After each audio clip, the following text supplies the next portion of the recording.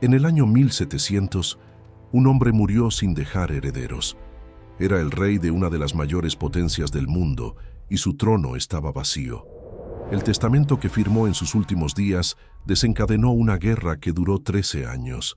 Rediseñó el mapa de Europa, creó naciones, destruyó alianzas y estableció un principio diplomático que gobierna las relaciones internacionales hasta hoy. Esta es la historia de la Guerra de Sucesión Española. 5 momentos que cambiaron el rumbo del mundo. Si aún no te has suscrito al canal, hazlo ahora y activa la campana. Lo que viene a continuación no está en los libros de historia del colegio. Para entender por qué toda Europa entró en guerra en 1701, es necesario entender quién era Carlos II de España y lo que representaba para el equilibrio de poder del continente. Carlos II era el último representante de la dinastía Habsburgo en el trono español. Hijo de un matrimonio entre primos de primer grado, nació con una salud tan frágil que sus contemporáneos dudaban de que llegara a la edad adulta. Tenía dificultades para masticar, para tragar, para hablar con claridad. Pasó gran parte de su vida adulta incapaz de gobernar con efectividad, rodeado de consejeros que disputaban su influencia mientras el Imperio Español, otrora el más grande del mundo, comenzaba a dar señales visibles de agotamiento. Y a pesar de haberse casado 2 veces, murió en noviembre de 1700 sin dejar herederos directos. El problema no era únicamente la ausencia de un sucesor inmediato, era que 2 de los mayores imperios de Europa tenían pretensiones legítimas al trono. Francia, bajo Luis XIV, reclamaba el derecho a través de su esposa y de su madre, ambas infantas españolas. Austria, bajo la dinastía Habsburgo, reclamaba lo mismo a través de lazos de sangre directos con la corona española. Cualquiera de los 2 que heredara el trono cambiaría completamente el equilibrio de fuerzas en el continente. En su lecho de muerte, Carlos II firmó un testamento que eligió a Felipe de Anjou, nieto de Luis XIV de Francia, como su sucesor.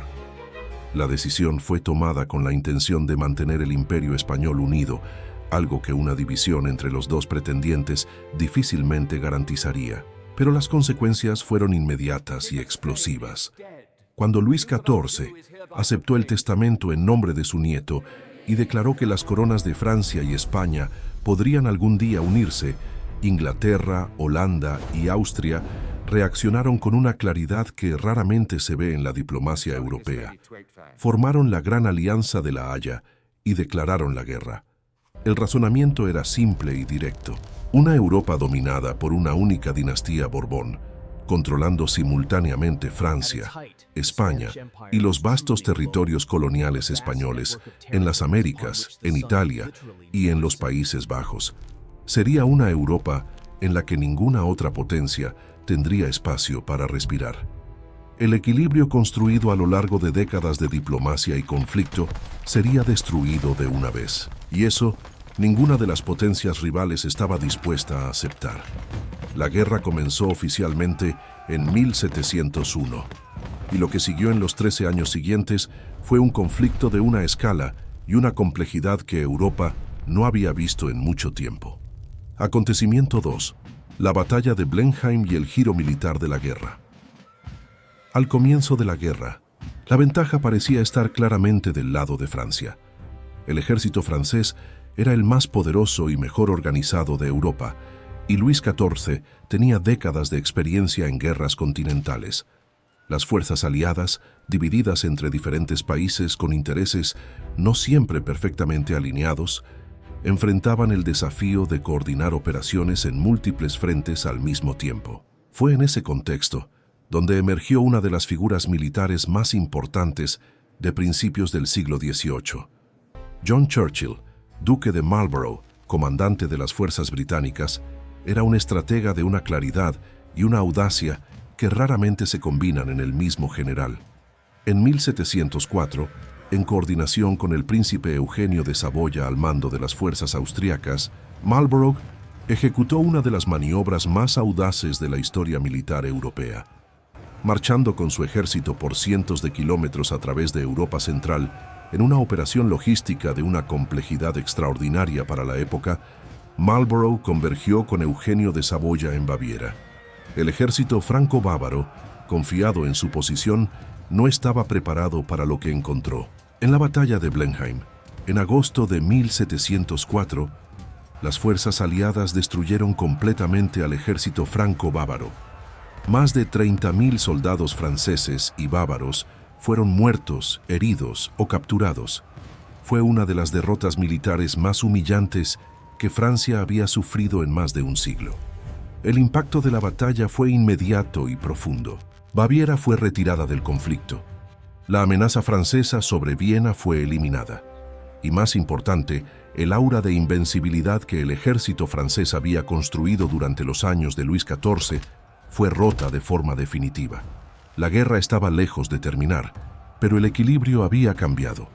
Mientras las batallas terrestres definían el rumbo de la guerra en el corazón de Europa, otro frente estaba cambiando silenciosamente el equilibrio de poder en el Mediterráneo. Y lo haría de una manera que ninguno de los participantes del conflicto podría haber anticipado en toda su magnitud. En agosto de 1704, apenas días después de la victoria en Blenheim, una flota combinada anglo-holandesa, bajo el mando del almirante George Rooke, se aproximó a un pequeño peñón en el extremo sur de la península ibérica. Gibraltar era en ese momento una posición estratégica de valor incalculable. Quien controlara ese estrecho, controlaba el acceso entre el Atlántico y el Mediterráneo, controlaba las rutas comerciales que conectaban Europa con el norte de África y con el Levante, y controlaba, en última instancia, una parte significativa del comercio marítimo del mundo conocido. La guarnición española que defendía la plaza era pequeña y no estaba preparada para resistir un ataque de esa escala. Después de un bombardeo breve pero intenso, Gibraltar capituló. Los aliados la tomaron en nombre del archiduque Carlos de Austria, el pretendiente Habsburgo al trono español. Pero lo que siguió en los años y décadas posteriores dejó claro que quien verdaderamente se había apoderado de Gibraltar no era Austria, era Gran Bretaña. El Tratado de Utrecht, firmado en 1713 para poner fin a la guerra, formalizó la cesión de Gibraltar a la corona británica de forma permanente. España intentó recuperarlo en múltiples ocasiones a lo largo de los siglos siguientes, mediante asedios militares, negociaciones diplomáticas y presiones de todo tipo. Nunca lo logró. Gibraltar sigue siendo territorio británico hasta el día de hoy, más de 300 años después de aquella mañana de agosto en que una flota anglo-holandesa ancló frente a sus costas. Es uno de los legados más duraderos y más disputados de toda la Guerra de Sucesión Española. Acontecimiento 4. La muerte del emperador austriaco y el giro diplomático que nadie esperaba.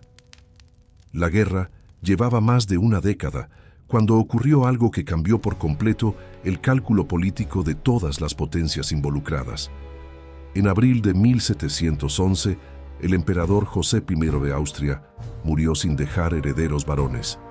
Su hermano, el archiduque Carlos, el mismo hombre en cuyo nombre los aliados habían estado combatiendo durante años para colocarlo en el trono español, heredó automáticamente el título de emperador del Sacro Imperio Romano Germánico. El problema era evidente para cualquiera que lo pensara un momento. Si Carlos se convertía simultáneamente en emperador de Austria y rey de España, el resultado sería exactamente el mismo que los aliados habían entrado en guerra para evitar.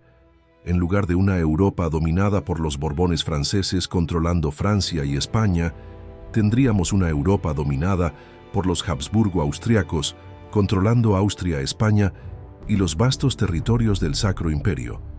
El equilibrio de poder que tanto había costado defender seguiría siendo una ilusión, solo que con un nombre diferente. Inglaterra y Holanda sacaron sus conclusiones con rapidez. Si el objetivo de la guerra era el equilibrio de poder y no simplemente la derrota de Francia, entonces continuar combatiendo para poner a Carlos en el trono español ya no tenía ningún sentido estratégico. Las negociaciones de paz, que habían avanzado lentamente durante años, tomaron de repente una urgencia nueva. Y Francia, que había sufrido enormes pérdidas militares y económicas a lo largo de la guerra, también estaba más que dispuesta a sentarse a la mesa. Lo que siguió fue uno de los procesos de negociación más complejos y más significativos de la historia diplomática europea. Y su resultado, el Tratado de Utrecht, cambiaría el continente para siempre. Acontecimiento 5. El Tratado de Utrecht y el nuevo orden europeo. Las negociaciones que condujeron al Tratado de Utrecht comenzaron en 1712 y concluyeron en abril de 1713. Lo que se firmó en esa ciudad holandesa no fue simplemente el fin de una guerra, fue la arquitectura de un nuevo orden internacional, construido sobre un principio que nunca había sido formulado con tanta claridad en un documento diplomático: el equilibrio de poder como fundamento de la estabilidad europea. Los términos del tratado fueron extraordinariamente complejos porque reflejaban la complejidad de un conflicto que había involucrado a casi todas las potencias del continente durante más de una década. Felipe V fue reconocido como rey de España y de sus colonias en las Américas, consolidando la presencia Borbón en la península ibérica. Pero renunció formalmente a cualquier derecho sobre el trono francés, garantizando que las dos coronas nunca se unirían bajo un mismo gobernante. El principio que había desencadenado la guerra quedó así resuelto, al menos sobre el papel. Austria recibió los Países Bajos españoles y los territorios italianos que habían estado bajo control español, incluyendo el Reino de Nápoles, el Ducado de Milán y la isla de Cerdeña. Era una compensación considerable que convertía a Austria en la potencia dominante en Italia y en los Países Bajos, aunque sin el trono español que había sido el objetivo original de la guerra. Gran Bretaña salió como la gran vencedora diplomática del conflicto. Además de Gibraltar y Menorca en el Mediterráneo, obtuvo territorios en el norte de América, incluyendo Terranova, la bahía de Hudson y Acadia, arrebatados a Francia. Y obtuvo algo de un valor económico incalculable para la época: el asiento de negros, el monopolio del tráfico de esclavos hacia las colonias españolas en las Américas, junto con el derecho a enviar un navío anual de mercancías a esos territorios. En términos de expansión comercial y colonial, fue un salto de proporciones históricas.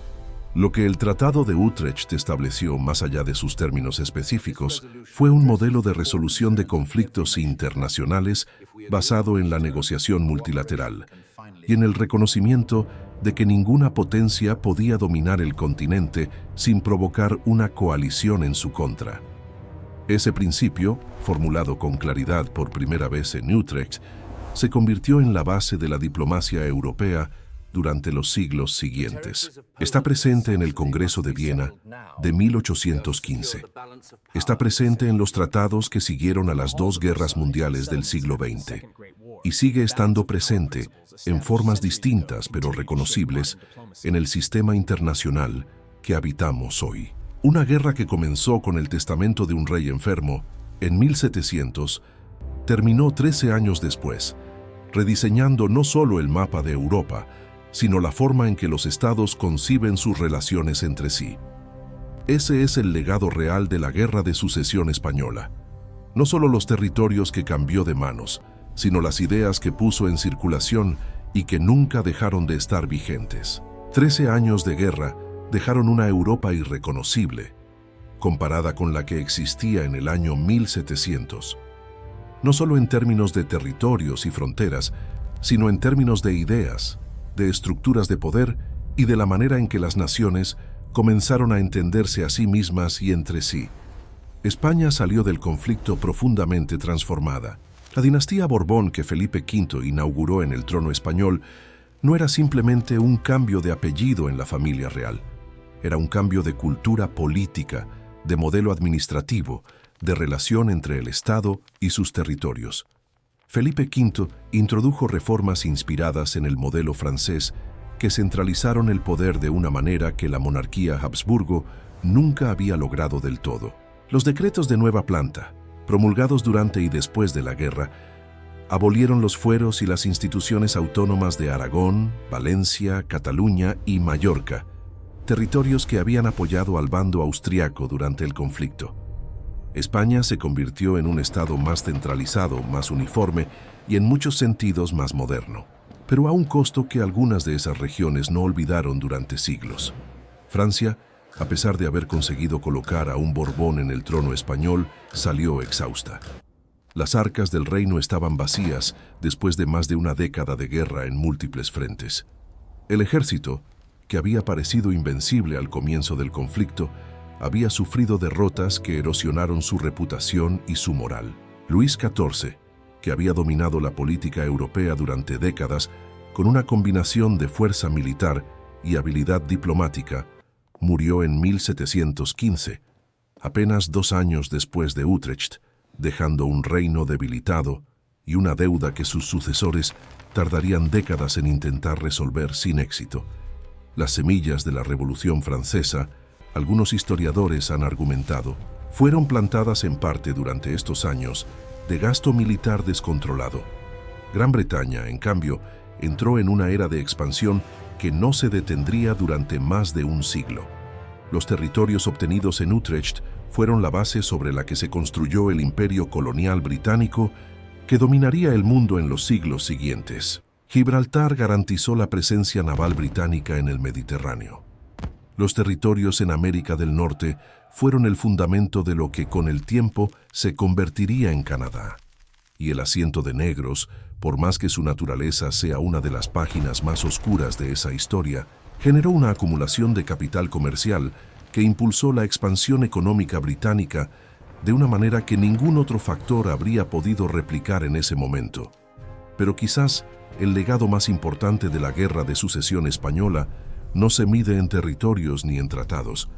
Se mide en la idea que dejó instalada en la conciencia política europea, la idea de que el mundo no puede funcionar cuando una sola potencia lo domina todo, que el equilibrio, aunque frágil e imperfecto, es preferible a la hegemonía, que las guerras tienen un costo que ningún rey, por poderoso que sea, puede ignorar indefinidamente. Esas ideas, formuladas con claridad por primera vez en Utrecht en 1713, siguen siendo el fundamento sobre el que se construye el orden internacional cada vez que el mundo intenta recomponerse después de un conflicto. Una guerra que comenzó con el testamento de un rey enfermo, terminó cambiando para siempre la forma en que los estados piensan sobre el poder, sobre sus límites y sobre el precio de ignorarlos. Gracias por quedarte hasta el final.